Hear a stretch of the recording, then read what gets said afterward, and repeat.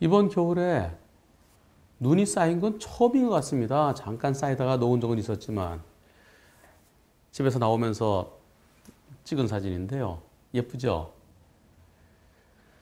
눈이 오면은 강아지들이 좋아합니다. 막 뛰어다니고 저도 오늘 기분이 무진장 좋았습니다. 왜냐하면 오늘 오랜만에 저랑 친한 형님들하고 골프 약속이 있었어요. 그런데 눈이 오니까 골프 못 가잖아요. 아, 잘 됐다, 잘 됐다. 왜냐하면은 일할 수 있잖아요.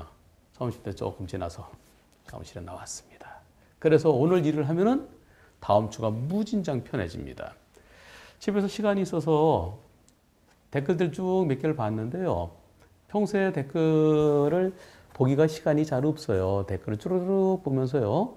오늘 이걸 먼저 봤습니다. 고라니 로드킬 사고 참 좋은 영상이다. 이 영상은 모든 운전자분들께 필요한 영상이다. 그래서 제가 그냥 쭉 설명하는 것보다는 여러분들의 의견을 듣고 싶다. 근데 그냥 댓글로 쓰는 것보다는 투표를 해보면 어떨까 그런 생각에서 제가 투표 아무거나 하지 않습니다. 투표 올릴 때는 여러분들이 한번 나라면 내가 운전자라면 나는 어떻게 할 건가 생각해보고 선택해보고 다른 분들의 의견을 같이 나눠보시라는 그런 취지에서 그리고 제가 이제 마지막에 의견 설명드리고요. 물론 제 의견이 정답은 아닙니다만은 그래도 여러분들 한문철 변호사가 얘기하는 한 변호사는 어떤 의견일까 거기에 그래도 궁금해 하시지 않습니까? 단순히 영상만 보시는 것보다는 그 영상과 함께 한 변호사의 법률적인 해석 그래도 소송을 제가 제일 많이 했죠. 한 25년 동안 교통사고만 했고요. 스스로 다툼이 만 20년이고요. 6천 건 넘는 소송. 처음부터 끝까지 제가 다 검토하고 오케이 소송하자. 이거 여기서 끝내자. 끝까지 가자. 제가 판단하고 그러니까 몇 대 몇에 대해서는 그래도 제가 조금 더 많이 알지 않겠습니까? 그 경험을 토대로 해서 여러분과 대화를 나누는 겁니다. 그런데 여기에 댓글 중에요. 댓글이 300여 개가 되는데 이런 내용들이 있었습니다. 피할 수 없습니다. 못 피합니다. 저 같으면 피할 수 있겠는데요. 속도가 좀 빨라 보이는데요. 고라니 100%예요. 저는 자동차 가만히 서 있어도 고라니가 달려듭니다. 저는 출퇴근 중에 저희 집이 그쪽에 야생동물이 많이 와서 몇 번 이런 일이 있었는데요. 저는 다 피해갑니다. 뭐 이런 다양한 글이 있었습니다. 그래서 한 변호사께서는 저 무단횡단하는 사람을 고라니에 빗대서 올리신 것 같네요. 라는 글도 있었고요. 그리고 만약에 거기에 사람이 그렇게 서 있었으면 그래도 그렇게 그냥 가시겠습니까? 라는 내용도 있었고요. 또 어떤 분은요. 한 변호사님 선관위에서 나오셨나요? 선거관리위원회죠. 선관위에서 나오셨나요? 투표 엄청 좋아하시네요. 이런 댓글들이 있습니다.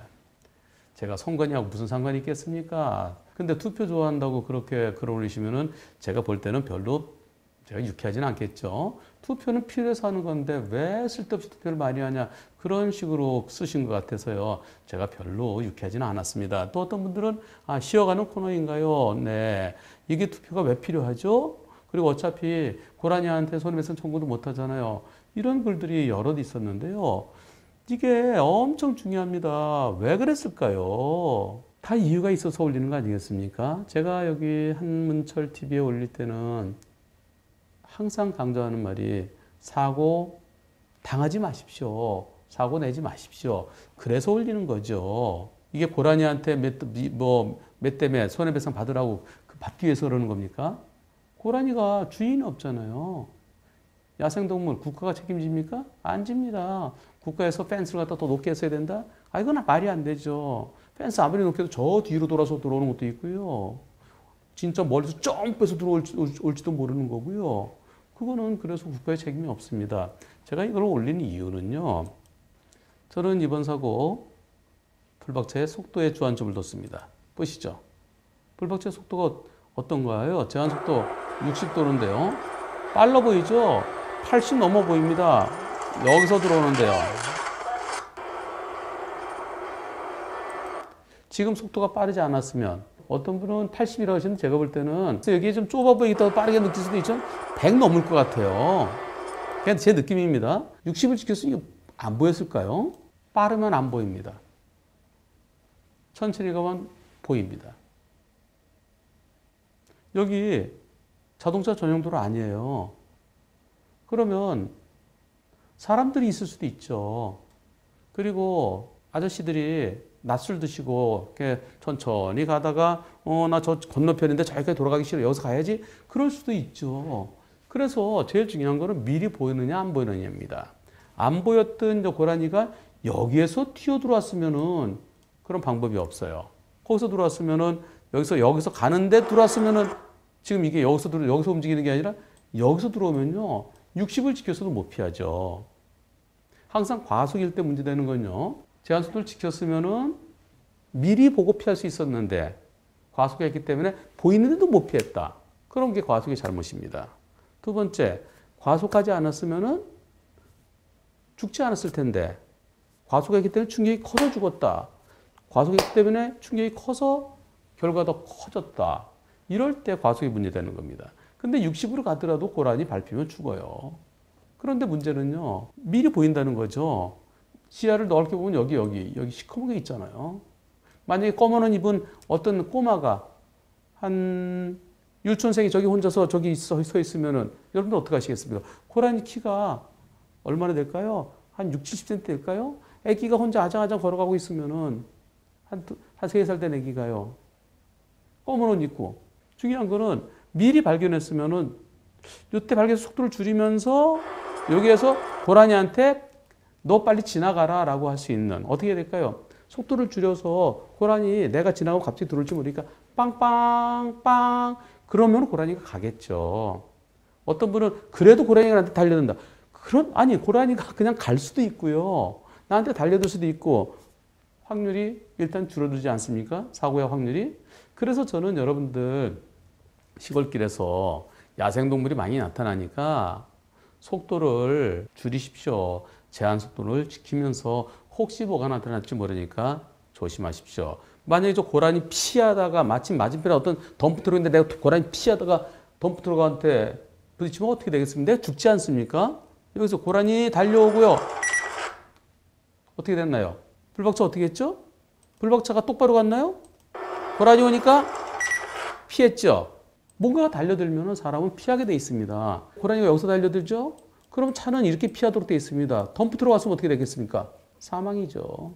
물론 피하기는 어렵지만 갑자기 달려드는 고라니. 그러나 속도를 줄이고 앞쪽을 넓게 보면은 사고를 예방할 수 있겠다. 그런 측면에서 여러분께 질문한 겁니다. 저는 저 백도형으로 보지 않습니다. 빨랐습니다. 그래서 저 불광료로 보지 않습니다. 그리고 저거 누구한테 하소연하겠습니까? 이번에 질문 내용을 보면은요. 보험사 측에서 자차 20% 부담금 견적 130만 원 견적이 나왔습니다. 고라니한테 미안하지만 너무 억울하네요. 렌트카 특약도 가입되지 않아서 수리기간 5일간 렌트비까지 제가 부담해야 되겠네요. 10년 운전에 큰 사고 한 번 없었는데 고라니와 사고 날 줄은 상상도 못했네요. 변호사님 몇 대면 다시 한번 부탁드립니다. 보험사는 20대 80이래요. 보험사에서 20대 80, 즉 자동차에게 20% 잘못 있다는 그런 의미로 보여집니다.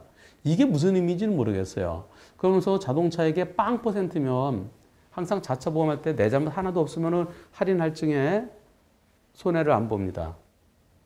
다만 할인이 유예된다고 그렇게 알고 있습니다. 할인 할증 부분 제가 잘 몰라요.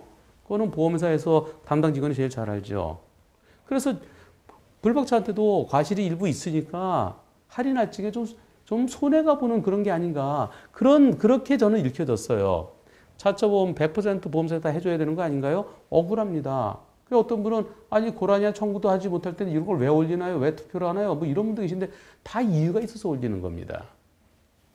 변호사님, 유튜브에 공유해 주시는 분 모두 조심히 운전해서 다른 분들이 이런 억울한 일이 없었으면 하는 바람에서 이 글을 올립니다. 자, 이분은 보험사에서 나한테 잘못 있다. 그러니까 당신 할인 받아야 될 걸 할인 못 받고 그리고 할증이 200만 원 넘어야 할증되는 걸로 알고 있는데요.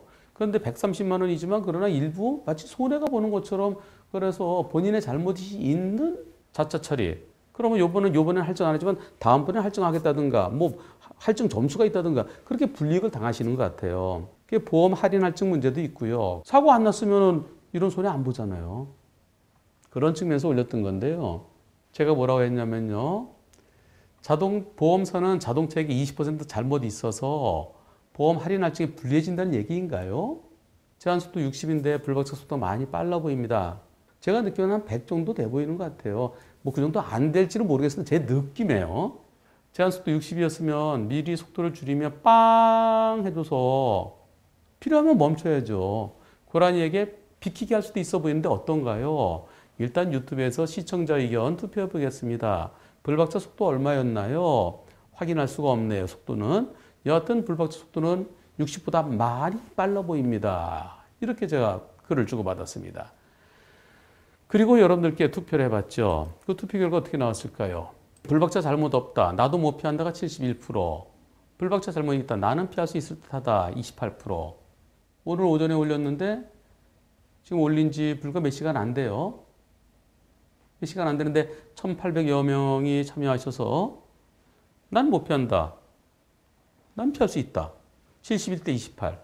저는 28% 이쪽이 정답이라고 생각합니다. 피할 수 있거나 또는 피할 가능성이 상당히 높아졌거나 속도가 빨랐던 거. 고라니 밤이라면 그렇지만 낮에는요. 뭔가가 있으면은 소리 나가면서 있으면은 피해요. 노루, 고라니 사람이 다가가면 도망갑니다. 일반적으로 밤에 야생동물들은 프레시 쫙 키면은 딱 멈춘다 그러잖아요. 그래서 사냥할 때 야생동물들 프레시 팍 밝은 거 서치라이트 키면은 꼼짝 못할 때 그때 잡는다 그러잖아요. 밤에는 어떻게 튈지 모르지만 낮에는 속도 줄여서 빵빵 하면은 비키겠죠. 저는 그래서 백등으로 보지 않습니다. 물론 제 의견이 정답은 아니에요. 분명히 말씀드렸지만 내가 속도 줘서 멈춰서 지나가게 하면 그 다음에 출발했으면 사고 안 날 수 있다는 거죠. 어떤 분은 이런 말씀 하시더라고요. 고라니가 저쪽으로 가더래요. 근데 혹시 몰라서 저쪽으로 완전히 난간을 넘어갔으면 괜찮은데 저쪽으로 가는데 느낌이 안 좋아 잠깐 서 있었대요. 그랬더니 다시 되돌아오더래요. 그래서 완전히 도로에서 벗어난 다음에 출발하셨다는 그런 댓글도 있었습니다. 결국은 제가 지금 뭘 말씀드리는 건가요? 댓글 올리실 때 제가 한 변호사가 왜 투표를 붙였는지 좀 생각을 해보시라는 겁니다.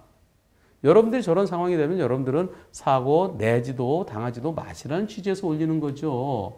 선관위에서 나왔냐고요? 그건 저를 좀 비아냥거리는 것 같아서 제가 솔직히 기분이 안 좋았습니다. 그런데 어제 토요일 날 일하는데요. 이 글 보고 많이 제가 좀 속상했었어요. 어떤 내용일까요? 바로 이겁니다. RPM 7173 실화? 디젤 차인데 RPM이 7173. 근데 디젤은 RPM이 6,000까지밖에 안 된다면서요, 계기판에. 근데 어떻게 7173을 찍었느냐, 이런 댓글들도 있었고요. 제가 어제 올렸죠. 어제 올렸는데 하루 조금 더 지났는데 2만 이상 조회수가 되고요. 이분이 저한테 올리신 글을 보시죠. H사 SUV 차량, 디젤 차량 RPM 7173을 기록한 영상입니다 하면서요. 예, 사고는 없었습니다. 근데 말도 안 되는 일을 겪어서 소비자원, 그다음에 소비자분쟁조정위원회도 가봤고요. 아무 소용이 없었습니다. 이런 경우엔 방법이 없는지요. RPM 7173 첨부 동영상 30초경에 나옵니다. 보시겠습니다. 어떤 영상인지. RPM 6이에요. 2,900, 3,000, 3,000 넘었습니다. 3,078. 신연기 나오고 6,300, 5,900, 다시 3,500, 2,600, 3,000, 2,700, 2,500, 2,500, 2,500. 7173. 지금 찍었어요. 조금 전에 7173. 자, 이렇게 쭉 가죠. 그래서 왜 이래? 그러면서요. 또 붕! 예. 여기 대해서 댓글들이 아니 차 이상 있으면 빨리 우측에 차를 대어야지. 차도 문제가 있고 사람도 문제가 있네. 근데 아니 조금 더 가서 처음에는 뭐 왜 이래? 그러다가 그 바로 세우는 분도 계시고요. 좀 더 오른쪽에 공간이 더 넓은 데를 찾기 위해서 좀 더 가시는 분도 계시고요. 그래서 운전자분한테 막 뭐라는 분도 계셨었는데, 예, 그건 뭐 그 상황이 일시적인 상황인지 또 그러는지 그게 번복되니까 나중에 차를 세웠어요. 바로 세우지 않았다고 뭐라고 나무라는 분도 계셨는데요. 그건 좋습니다. 네, 뭐 그게 뭐 보는 관점에 따라 다른 거죠. 댓글 중에 이런 글이 있었습니다. 픽플이나 박명장님이나 타 자동차 기계적 부문 다루는 유튜버들의 영역까지 침범하시는 건 아니신지 다소 우려스럽습니다. 다루는 범위가 불필요하게 늘어나는 건 그닥 옳아 보이진 않네요. 제가 읽었을 때 한 변호사, 당신은 몇 대 몇이나 해. 왜 당신이 쓸데없이 RPM을 따지고 그래? 그거는 자동차 엔지니어 쪽이잖아. 자동차 공학적인 거잖아. 당신은 법이나 해. 그러면서 제가 마치 다른 분들의 영역을 침범한다? 다루는 범위가 불필요하게 늘어난다? 저 이걸 읽고 어제 많이 서운했습니다. 한 변호사가 심심해서 이것도 해보고 저것도 해보고 그럴까요? 한 변호사 스스로닷컴 만든 지 올해가 만 20주년입니다. 4월 1일이 저희 사무실 생일이에요. 제가 4월 1일 날 자 이거다! 그때 스스로닷컴에 첫 삽을 떴죠. 새벽에 벌떡 일어나고 원고를 따다다다 찍기 하면서 너무나 하루에 타이핑을 많이 하고 나중에 어깨가 아파서 그 다음에 속기사를 제가 불러주고 속기사가 치고 하나가 안 되고 양쪽 두 명이 치고 그렇게 시작했었습니다. 2000년 4월 1일 날부터 시작된 게 지금까지 왔죠. 교통사고 아니면 다른 사건 안 맞습니다. 물론 교통사고 아닌 것도 20년 동안 3건 정도 맡은 거 있어요. 저랑 친한 분이 부탁을 해서 다른 분 제가 추천해 소개시켜 드린다 그래도 제발 좀 해달라고 그래서 지금은 안 합니다. 아무리 선임비를 많이 준다고 해도 수임료를 많이 준다 해도 다른 사건 안 합니다. 한 길만 걸어왔습니다. 그런데 저한테 다루는 범위가 불필요하게 늘어나는 건 그닥 옳아 보이진 않네요. 전 다루는 범위가 딱 하나예요. 교통이에요. 다른 건 쳐다보지도 않습니다. 뭘 물어보면 그건 제가 20년 동안 저는 다른 사건 안 해봤습니다. 그거는 다른 변호사님한테 여쭤보시는 게 좋겠습니다. 교통은 제가 그 자리에서 바로 답변이 나오잖아요. 전문가가 뭡니까? 안 찾아보고 바로 포인트를 잡아내는 게 그게 전문가죠. 그런데 왜 한 변호사 RPM 7173 그거 왜 당신이 다뤄? 그거는 명장님한테 가야지. 또는 다른 그 자동차 공학 유튜버들한테 가야지. 쓸데없는 걸까요? 불필요한 걸까요? 우선 제가 RPM 7173을 올린 이유는 여러분들 자동차도 혹시 그런 자동차가 있을까 한번, 그리고 그럴 때 내 차에 문제가 생기면 센터에 가서 점검해서 고쳐지면 다행이죠. 근데 안 고쳐지면 어떻게 됩니까? 똑같은 현상이 계속 나타나서 안 고쳐지면 3번 똑같은 게 생기면 그럼 바꿔주도록 돼 있죠. 근데 현실적으로 바꿔줄까요? 잘 안 바꿔주려고 그럽니다. 마지막까지 안 되면 어떻게 되나요? 포기하든가 소송하든가 둘 중에 하나예요. 여러분들 같으면 포기하시겠습니까? 내 차가 언제 어디서 이상하게 갖고 내가 그 차 때문에 죽을지도 모르는데 포기하든가 아니면은 어딘가 하소연하는 수밖에 없죠. 하소연하는 거 어디다? 자동차 보험과 관련된 거는 금감원에 하소연하죠. 금감원에 민원 넣어서 해결되는 경우도 있고 안 되는 경우도 있고. 저는 자동차 관련된 건 어디다 하소연하나요? 한국소비자원에 소비자로서 저 이런 피해를 받았으니까 이걸 좀 도와주세요라고 하소연할 수밖에 없습니다. 소비자원에서 그래 문제가 있다. 그러면 이렇게 해줘라. 차를 바꿔줘라. 새 차로 바꿔라. 아니면은 환불해줘라. 어떤 결정을 내리죠. 근데 거기에 대해서도 자동차 회사가 싫다라고 하면 어떻게 될까요? 그때는 소비자 분쟁조정위원회가 있어요. 거기서 분쟁조정위원들이 법원에서 재판하듯이 자 이러하니까 이렇게 해라 라고 조정을 해줍니다. 받아들이면 다행인데요. 15일 이내에 난 못 받아들이겠다라고 하면 그럼 완전히 없었던 일이 됩니다. 그럼 그 다음에 어떻게 될까요? 그 다음에는 방법은 딱 하나밖에 없습니다. 법원에 소송하는 겁니다. 소송 누가 하나요? 둘 중에 하나죠. 나 홀로 소송하든가 아니면은 법률 전문가의 도움을 받든가. 나 홀로 소송할 때도 혼자서 할 때 내가 혼자 하더라도 중간에 궁금한 게 있으면 변호사한테 물어보잖아요. 결국 궁극적으로는 변호사한테 가게 됩니다. 세상의 다툼은 동물들은 싸워서 해결하죠. 그리고 나라끼리의 문제는 전쟁하죠. 개인끼리는 옛날에 원시대 때는 양육강식에서 싸웠지만 지금은 소송밖에 없습니다. 나의 억울함을 푸는 것은 나의 억울함을 풀기 위해 소송했다가 이기는 경우도 있고 지는 경우도 있고 100을 달라고 그랬는데 법원에서 한 80만 인정해서 일부 이기는 경우도 있고 결국은 모든 억울함은 법원에 가야 됩니다. 형사사건은 누군가를 처벌하는 거고요. 형사사건이 아닌 범죄가 아닌 경우에는 민사소송입니다. RPM이 7173 고쳐지면 다행인데요. 고쳐지지 않으면 결국 누구한테 갈까요? 명장님한테 가면은 이거 해결해 주나요? 명장님이 고쳐주면 다행인데요. 이건 내가 봐도 못 고친다. 그럼 어떻게 되나요? 마지막엔 소송입니다. 그런데 다루는 범위가 불필요하게 늘어나는 건 그닥 옳아 보이지는 않네요. 재범이에요, 재범이. 이거 한문철 변호사가 제일 잘하는 거예요. 그래도 여러분들이 이와 같은 상황이 됐을 때는 어떻게 하실 것인가? 그리고 이 사건은 어떻게 하면 해결할 수 있을 것인가?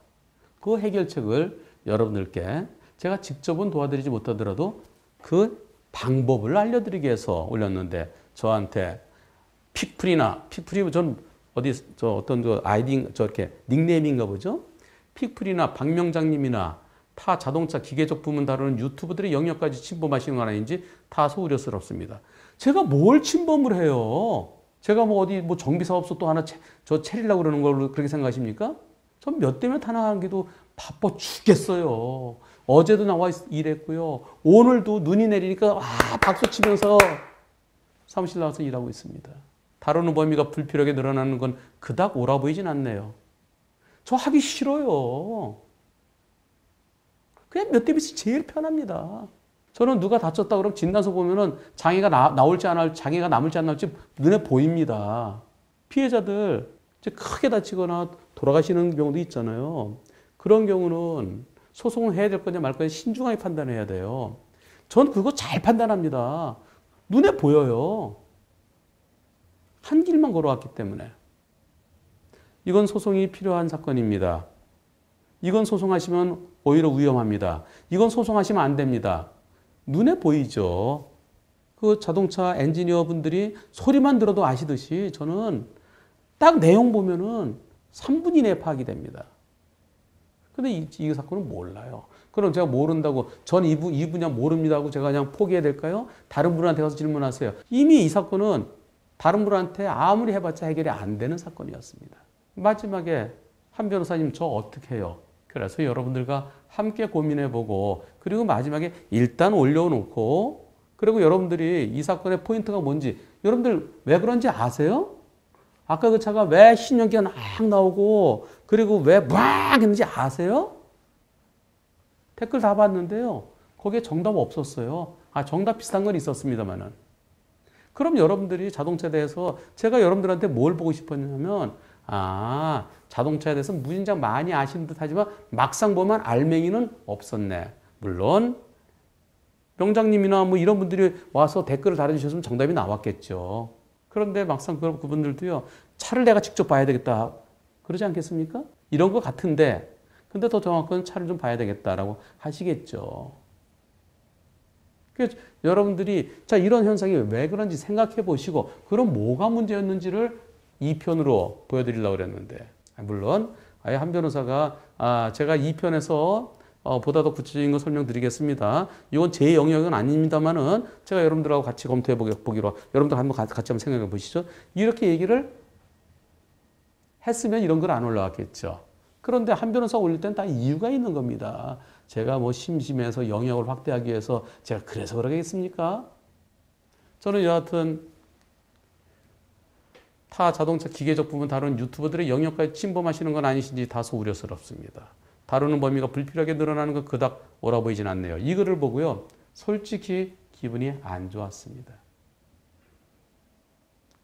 그러면서 이제 앞으로는 이런 거 올릴 때 이건 제 분야는 아닌데요. 그러나 이러이러한 것 때문에 올립니다라고 추가 설명을 해야 되겠구나. 오히려 그런 생각을 제가 했습니다. 그래서 궁극적으로는 감사하게 생각합니다. 그리고 펠리세이드 전복사고 그리고 제네시스 G80 그 급발진 의심사례 그런 것도 마지막은 둘 중에 하나예요. 포기하느냐 소송하느냐예요. 펠리세이드 그 운전자분께서 자차 보험에 가입돼 있습니다. 자차 보험으로 처리하면 그냥 차값 받아서, 물론 그동안 감가상각이 좀 되겠죠. 그리고 등록비, 취등록세가 안 나오죠. 그런 부분은 조금 마이너스가 되더라도 자차 보험 처리하면 그냥 지금 바로 처리가 돼요. 얼마 전에 저한테 또 연락 주셨더라고요. 매뉴얼이 바뀌었습니다. 그전에 없던 것이 지금 나오는 매뉴얼엔 R, 내리막에서 R 단위 내려가면 시동이 꺼지게 됩니다. 이런 내용이 아마 저한테 이렇게 카톡으로 보내주셨는데 제가 상세히는 안 봤습니다. 그 매뉴얼이 바뀌었고요. 그리고 또 시동이 꺼지면 소리가 오랫동안 난대요, 계속. 그렇게 로직이 바뀌었다고 저한테 보내주셨는데요. 제가 뭐 펠리세이드를 갖고 있는 것도 아니고 주변에 펠리세이드 가진 사람이 있는 것도 아니고 해서 그것까지 제가 확인할 필요는 없죠. 저는 문제점만 제기하는 겁니다. 그 사건도 소송에서 이길지 질지 그건 모르죠. 궁극적으로는 모든 문제점은 소송할 거냐 말 거냐라고 하는 겁니다. 또 제네시스 G80 그것이 급발진 자동차 문제인지 아니면은 사람의 실수인지 그건 아직 몰라요. 하지만 사람의 문제이기는 이런 부분을 보면 자동차의 문제점으로 보인다라는 거죠. 그리고 자동차의 문제점으로 보이면 물론 증명이 어려워요. 그럼 포기할 거냐? 소송 비용 날릴 각오하고 한번 끝까지 가볼 거냐? 그것도 역시 마지막은 변호사한테 소송해야 되니까요. 변호사가 모르는 걸 하나하나 공부하면서 그러면서 문제점이 뭔지를 파악해서 그것을 판사한테 이게 문제다라고 전달하는 거죠. 결국 그게 한문철 변호사가 왜 당신은 몇 대 몇이나 하지 이런 댓글이 참 많았었는데요. 결국은 그런 것들이 다 변호사의 영역입니다. 여러분들 마지막엔 변호사한테 가는 겁니다. 김앤장한테 가느냐 아니면 한문철 변호사한테 가느냐 아니면 다른 나랑 친한 변호사한테 가느냐 그 중에 선택이에요. 소송하기로 한다고 그러면. 그래서 저한테 왜 당신 영역하는데 뛰어드느냐 그런 말씀 하시는 것은 솔직히 신뢰입니다. 신뢰. 답답하면 저한테 질문하죠. 법적으로 어떻게 되는지를. 공학적으로 기술학적으로는 제가 모르지만. 말이 길어졌습니다. 제가 이분께 RPM 7173 RPM이 갑자기 비정상적으로 높아졌다는 건가요? 뒤쪽에 흰연기 뿜어 나오는 건 일부러 그런 건가요? 내가 팍팍 해서 그런 건가요? 아니면 차의 이상으로 그런 건가요? 구체적으로 차종은 무엇인지요? 불박차는 왜 시속 130, 40으로 과속했나요? 보배드림에 올리셨다면서 링크 걸어주셨던데요. 제가 거기까지 들어가서 볼 시간이 없잖아요. 그래서 링크 건 거 제가 안 들어가니까, 보배드림에 안 들어가니까 문제점이 무엇이었는지 요약해서 올려주세요. 그랬더니 네, RPM이 갑자기 비정상적으로 높아진 겁니다. 시속 100에서 110 정도 주행 중이었지만 악셀링을 해도 탄력 주행하는 것처럼 속도가 가속되지 않고 끝까지 밟았더니 잠시 후 차가 가속되기 시작했습니다. 가속되기에 악셀 페달에 서서히 발을 뗐는데 풀 악셀하는 그대로 차가 나가기 이상하다 판단돼서 클러치 밟고 중립으로 기어를 뒀더니 배기구에서 흰 연기를 뿜었습니다. 해당 현상 이후 빵빵차 고객센터와 통화 후 공업사에 방문했을 때 DPF가 타버려서 교체받았고 저와 비슷한 현상이 서너 차례 발생했습니다. 그러니까 댓글 중에 DPF의 문제점이라는 댓글들이 몇 분 계셨어요. 근데 그게 문제점이라 그거 DPF. 2015년 12월에 출고받은 2015년 12월이군요. 그리고 그 아까 영상 찍힌 게 2016년 7월이고요. 출고받은 내 차종은 제가 일부러 얘기 안 하겠습니다. 해당 일체 17,000km대로 운행했던 차량입니다. 엔진 부속을 교체받고 ECU 업그레이드하는 등 조치를 취해줘서 받았고요. 차량을 이용해서는 엔진 실린더에 문제가 생겼다며 엔진에서 흡사, 포크레인으로 돌을 뚫을 때 비슷한 소음이 났고 제조 과정에서 조립하는 완성품 엔진을 교체받고 주행해보게 됐으나 그 전에 현상들의 이유일 것이라고 얘기하던 엔진 오일 증가가 개선되지 않았고 차량을 빵빵차 무슨 사업소에 입고시키고 빵빵 측에서 답변하기를 엔진 오일의 61% 경유라는 답변도 받았습니다. 그래서 2018년 4월에 소비자보호원에 차량을 돈으로 환불해 주거나 새 차로 바꾸고 싶다고 했고요. 소비자원에서 제 손을 들어줬습니다. 그런데 빵빵차에서 불복해서 소비자분쟁조정위원회에 갔습니다.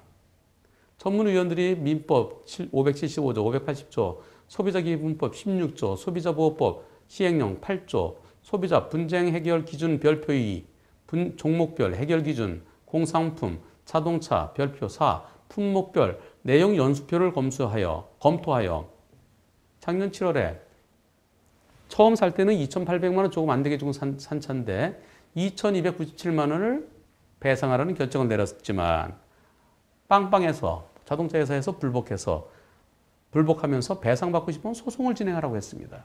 소보원에서 그래 돈을 돌려주라고 환불해 주라 그랬는지 세차해 주라 그랬는지 하여튼 그렇게 결정을 했대요. 근데 불복. 그래서 소비자 분쟁조정위원회 갔더니 거기서 자동차 별표 4, 품목별 내용 연수표. 몇 년 탔네. 그러니까 2,800만 원 주고 샀으면은 2,297만 원 돈으로 줘. 자동차는 그 회사에 돌려주고 자동차 회사는 돈 2,297만 원 줘. 라고 결정을 내렸는데 그 자동차 회사가 못하겠다. 그래서 소송해라. 돈 받고 싶으면. 그래서 저한테 질문한 겁니다. 제가 또 질문했죠. 시속 100에서 110 정도로 주행했으나 엑셀링을 해도 탄력 주행하는 처럼 가속이 되지 않아 끝까지 밟았더니 잠시 후에 가속되기 시작했습니다. 이상해서 클러치를 밟았다면 스틱이죠. 하지만 다시 한번 확인하는 겁니다. 네, 오토가 아니고 스틱인가요? 일부러 가속한 게 아니고 저절로 가속되어 속도 높아진 건가요? DPF가 무엇의 약자인가요? 만약에 제가 이걸 소송한다 그러면 이런 것들 다시 한번 확인을 해야 돼요. 그래서 제가 궁금한 거를 제가 이해를 해야 도움을 드릴 수 있으니까요. 그래서 자동차 회사 측에서 답변하기를 엔진 오일의 61%가 경유라는 답변도 받았습니다. 그래서 엔진 오일에 왜 경유가 들어가 있었나요? 엔진 오일 교환할 때 잘못한 건가요? 아니면 연료가 엔진 오일에 저절로 그냥 뭐 돌다가 들어간 건가요? 저도 이건 궁금하잖아요. 또 소보원에 차량을 환불받거나 새 차로 대차받고 싶다 하였고 제 손을 들어줬지만은 자동차 회사에서 불복해서 분쟁조정위에 갔습니다. 2015년 12월에 출고된 차니까 2018년 2월이면 2년 5개월 된 상태네요. 소보원에서 새 차로 바꿔주라고 권고했었나요? 그거에 대한 공문이 있으면 올려주세요. 그리고 2,800만 원 조금 안 되게 주고 산 차량에 대해서 2,297만 원을 배상하는 결정이 내렸지만 자동차 회사가 불복하면서 배상받고 싶으면 소송을 진행하라고 했습니다. 그래서 결국 그래도 또 확인해야 되죠. 소비자원이 아니라 분쟁조정위원회예요. 분쟁조정위원회에서 2,297만 원 배상하는 조정 결정이 내려졌는데 자동차 회사가 불복해서 그래서 지금 소송 중인가요? 이렇게 확인을 구했습니다. 그랬더니 이렇게 답변이 올라왔습니다. 첨부해야 될 파일들이 있어 답글을 드립니다. 네, 스틱입니다. 제가 가속하려던 속도보다 차가 더 많이 가속했습니다. DPF는 디젤 파티큘레이터 필터 배기가스 후처리 장치라고 네이버에 나와 있습니다. 해당 차량 엔진 오일의 증가는 오래전부터 이슈가 되었던 문제입니다.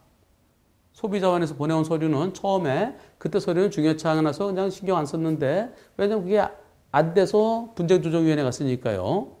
그래서 소비자원 거는 서류를 좀 찾아봐야 되겠습니다.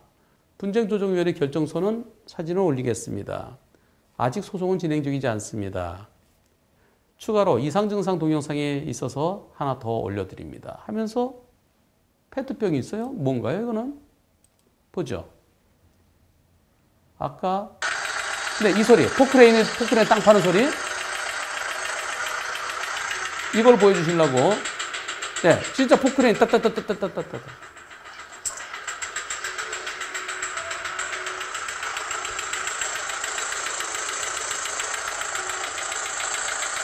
제가 네.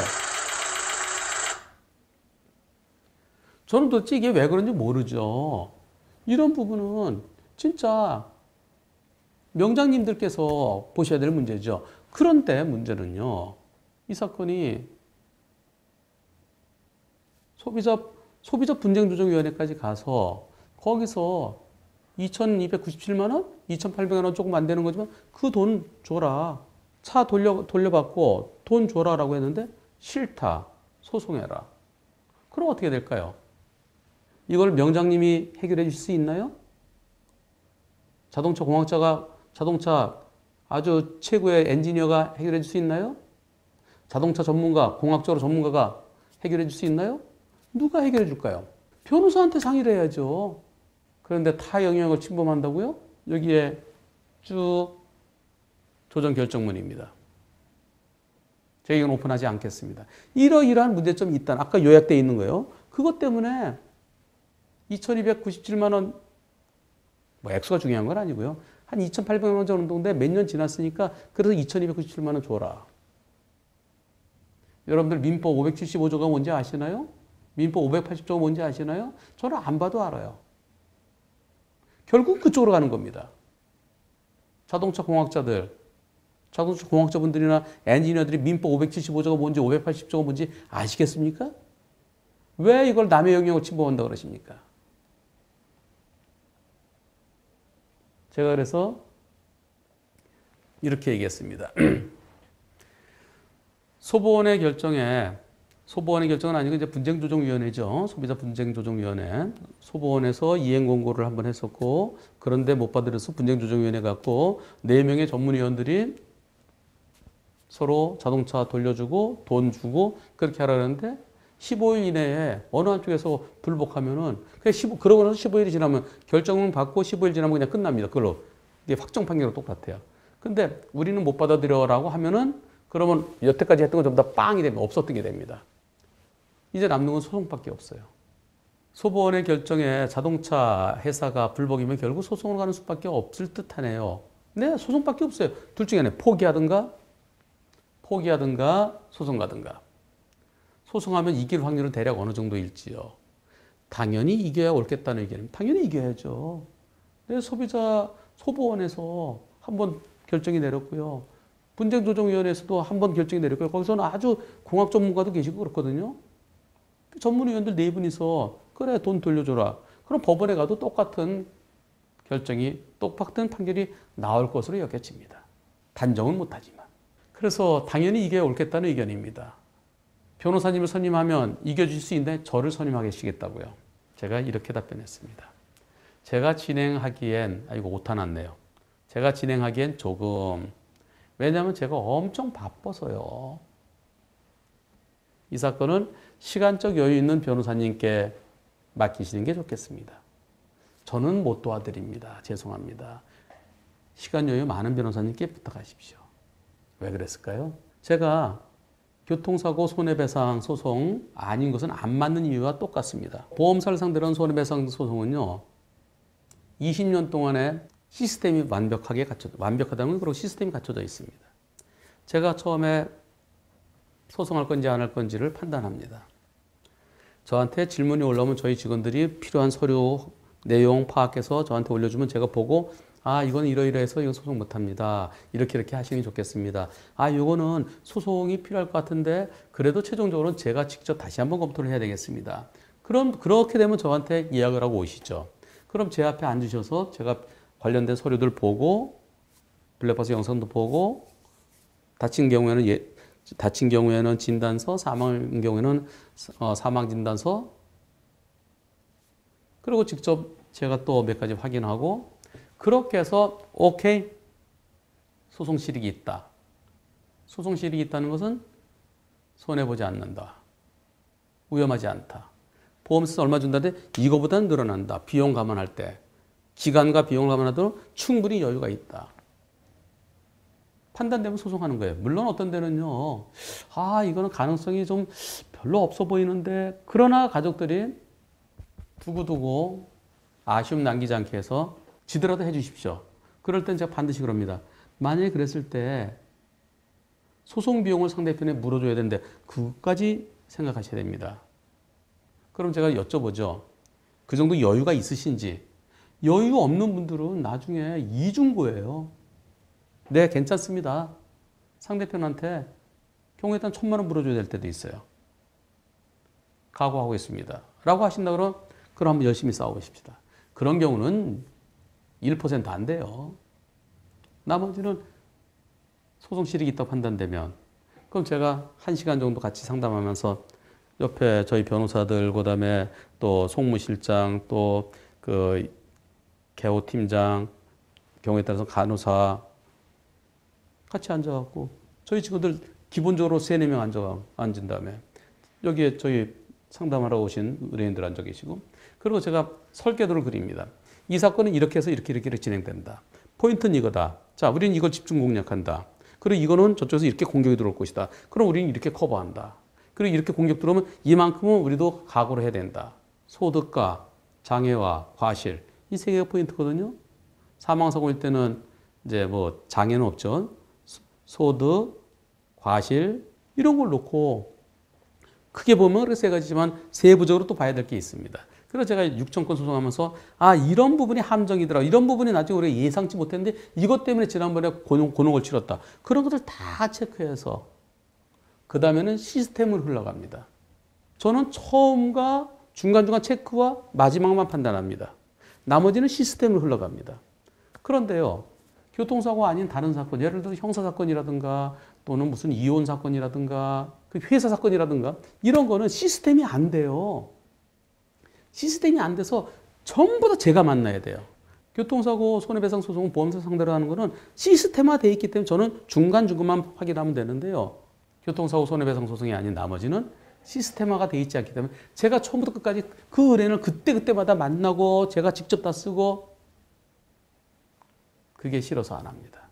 다른 걸 하면 제가 이쪽을 못 봐요. 이 중요한 사건들을 시스템을 중간중간 점검해야 되는데 이것 때문에 이걸 못 하고요. 이것 때문에 제가 스트레스를 받고요. 그래서 다른 사건을 안 하는 겁니다. 근데 이 사건을 하게 되면은 이거는 RPM이 이렇게 많이 올라가고 소비자원에 갔었는데 안 됐고 그 소송하게 되면 소장도 제가 써야 되고요.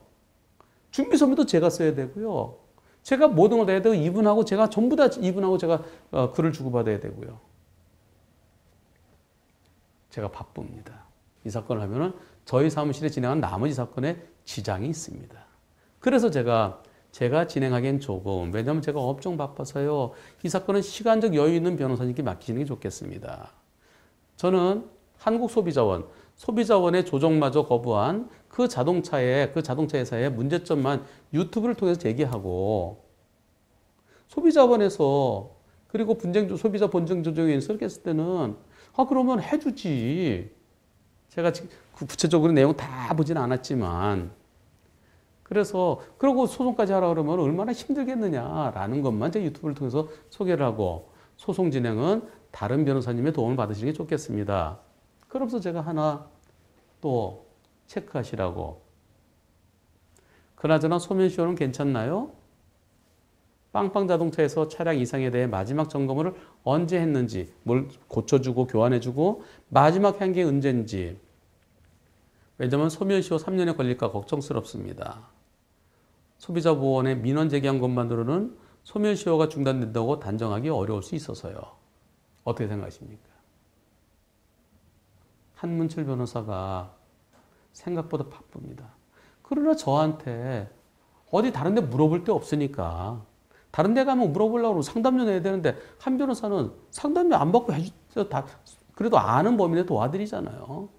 그리고 또 유사한 경험이 있으신 분들이 계시면 그분들 답글로 좀 도움 내시라고. 그래서 제가 올린 거지. 제가 뭐 문어발 확장입니까?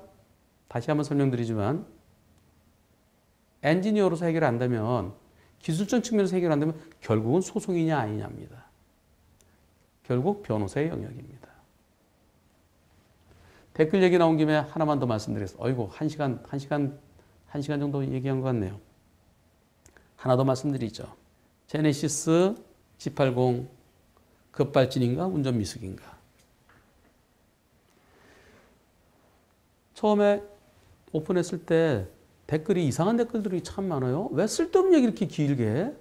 제가 왜 쓸데없는 얘기를 합니까? 들어보면 다 연관되는 거죠. 쉽게 이해하시라고. 그냥 딱 와서 정답만 딱 볼 것 같으면 들어오지 마세요.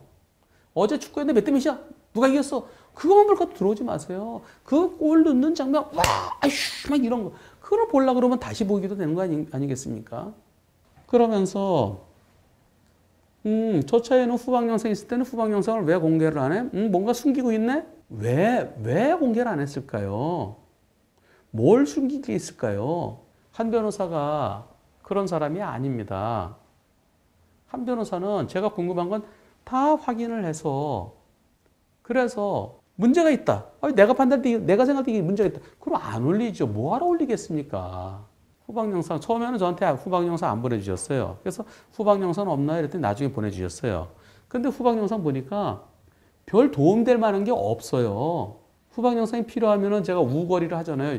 여기다 이만큼 이렇게요. 여기다 후방 영상 올리잖아요. 그러면서 필요하면 후방 영상만 다시 보여드리기도 하고. 근데 후방 영상은 별 의미가 없어요. 볼 게 없어요. 대신 CCTV 쭉 나가는 거, 흰 연기 나오면서 나가는 거, 그거 올려드렸잖아요. 근데 후방 영상을 감추고 있다. 후방 영상 불리한 내용이다. 그러니까 감추고 있겠지. 그런 댓글 좀 앞으로는 자제해 주세요. 드라마나 또 예능 찍을 때요. 지난번에 맨인 블랙 찍을 때 보니까 카메라가 보통은 카메라 한 6, 7대 정도 오면 찍습니다. 방송할 때요. 근데 그때는 제가 볼 때 한 20, 30대 있었던 것 같아요. 여기도 찍고 여기도 조그만 거, 그냥 다 그걸 갖다 그 중에서 하나는 건지니까 그 순간적인 거 잡기 위해서. 찍었다고 다 올리는 게 아니에요. 그저 포인트만 올리는 겁니다. 근데 아직도 후방 영상에 뭘 숨기고 있다는 분들이 계셔서 후방 영상 보여드릴게요. 보시죠. 자, 좌회전할 때부터 나옵니다. 자, 그래서 이제 회전할 겁니다. 좌회전해서 이제부터 빨라집니다. 네, 차단기 하나 뚫고 그 다음에 왕복 6차로 도로를 건너서 또 차단기 뚫고 그리고 뭐 있나요? 없어요. 여기서요. 다만 여기에 브레이크 등이 들어와야 되는 것 같은데요. 보조 브레이크 등이. 그게 안 보이는 것 같습니다. 여기서 뒤에 흰 연기 나오는 걸 보이는데요. 네. 그런데 CCTV 보면 마지막에 브레이크 등 들어오죠. 근데 왜 여기는 안 들어올까요? 운전자분께 여쭤봤어요. 마지막에 CCTV 보면 브레이크 등이 들어왔거든요. 근데 여기는 왜 그게 안 보일까요? 그랬더니 저도 모르죠. 본인 말씀에 의하면. 그리고 마지막에 꽝 들이받고도 뒤에서 쭉 나오잖아요. 부딪힌 다음에 엑셀에다 밟고 있었겠어요? 옆에 딸을 태우고. 한문철 변호사는 뭘 갖다 작품 만들려고 하지 않습니다. 있는 그대로예요. 후방 영상 올리지 않은 거는 저희 김준호 PD하고 이 후방 영상 이거 올릴 필요가 있나? 별거 없는데요. 그치? 왜냐면 우선 CCTV 보고요. 그다음에 전방 영상 보고. 그럼 됐지. 거기다가 요거까지 올리면은 이 시선이 분산되잖아요. 포인트가 뭔지가 중요한 거죠. 그럼에도 불구하고 후방 영상 감추고 있다? 아이고, 한문철 변호사 그런 사람 아닙니다. 뭐는 안 올렸네. 뭐는 일부러 오디오 껐네. 그런 얘기, 그런 댓글은요. 좀 생각을 하고 좀 신중하게 올려주셨으면 좋겠습니다. 저야 괜찮아요. 한두 번인가요? 지금 벌써 4,291회인데요. 4,300회 정도 됐는데. 앞으로도 제가 3만 개까지 갈 계획입니다. 그러면 별의별 댓글이 다 있겠죠. 저는 괜찮아요. 하지만 그 당사자는 얼마나 속상하겠습니까? 속상하고 가슴에 상처가 됩니다. 마음에 상처가 됩니다. 댓글 한 번 더 생각하고 달아주시면 어떨까요? 토론하는 측면에서는 얼마든지 좋습니다.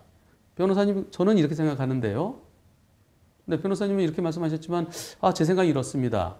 또, 이런 판례도 있는데 어떻게 생각하십니까? 이렇게 건설적이고 좋습니다. 근데 저한테 가르치려 하지 마시고요.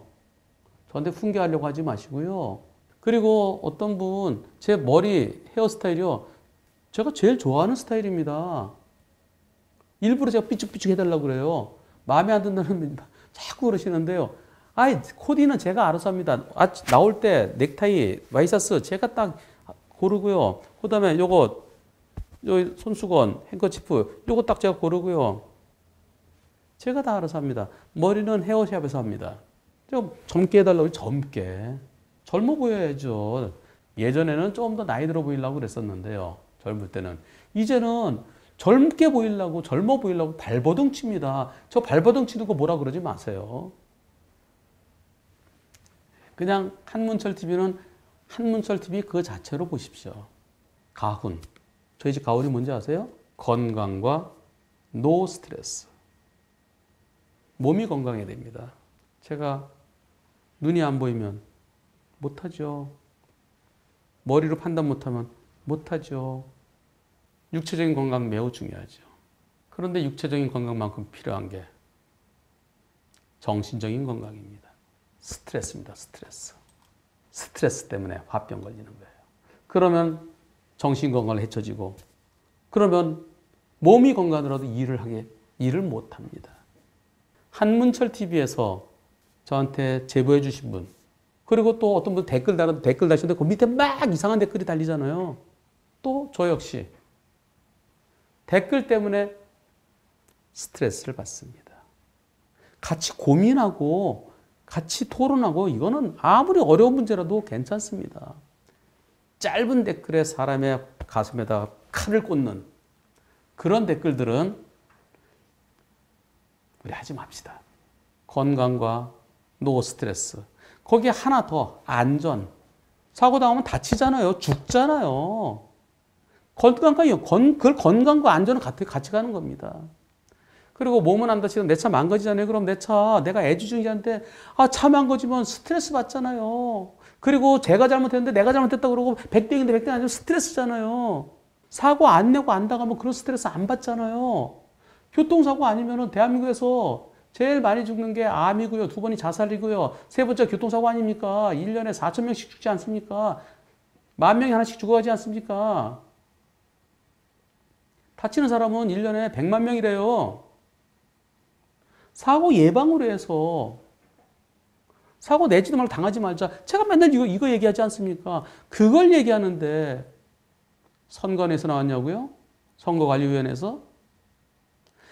사고 예방을 해서 한 번 더 생각해보라 그러는데 투표충이라고요? 그런 댓글 사양하겠습니다. 말이 길었습니다. 오늘 제가 많은 얘기를 했습니다.